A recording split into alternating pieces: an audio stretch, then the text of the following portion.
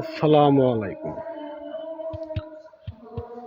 প্রিয় দর্শক, দুনিয়াতে আসার সিরিয়াল আছে, কিন্তু পরপারে যাওয়ার কোনো সিরিয়াল নেই।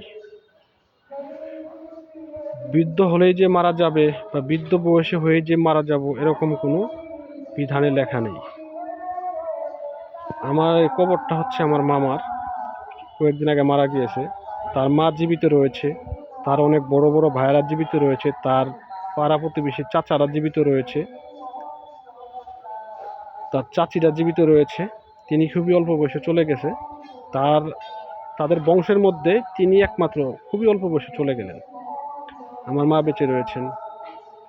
অতএব এই কবর দেখলে অহংকার, হিংসা, বিদ্বেষ, বিভেদ সমস্ত কিছুই আপনার মন থেকে দূরে চলে যাবে। এই কবর দেখলে আপনি, আমি একদিন সবাই কবরে চলে যাব। অতএব অহংকার,